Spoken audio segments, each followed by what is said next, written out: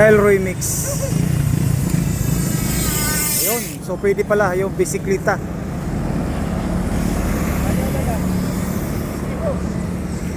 Elroy Mix, ayan, open na po. Magandang umaga Elroy Mix, ayan. Sa wakas, na-open na po itong ma-apply Uber project dito po sa Davao City. Ayan, Elroy Mix. So ilang years tayo nag-vlog dito, lalo na sa ating mga subscriber dyan, no? Maraming salamat.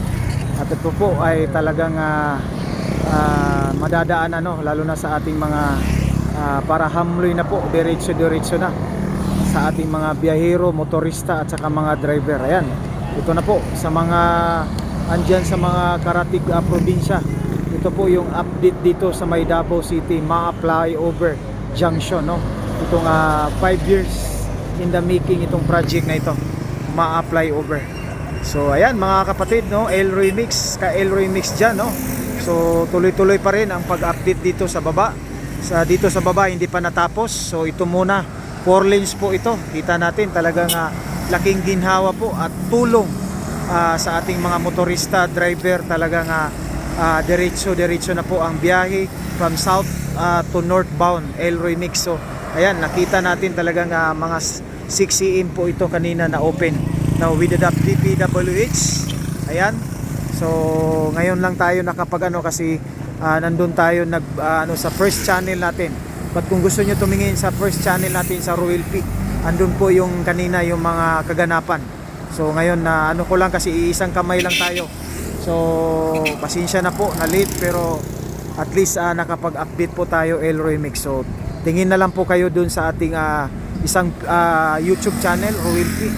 Ayan, para makita nyo yung mga kaganapan, no? So ngayon medyo unti-unti na, kanina sa pag-open talagang So time now is 7.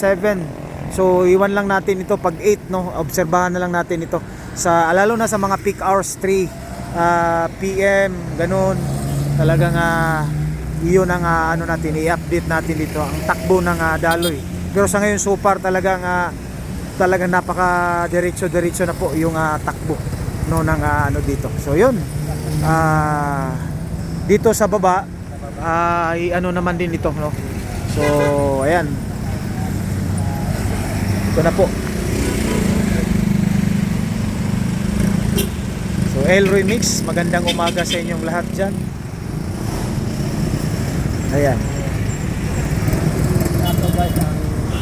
So ayan, kakatapos lang po, no, ng pag-open. Nandyan po yung mga taga DPWH kanina, no, with a spokesperson, no, Dean Ortiz, sir.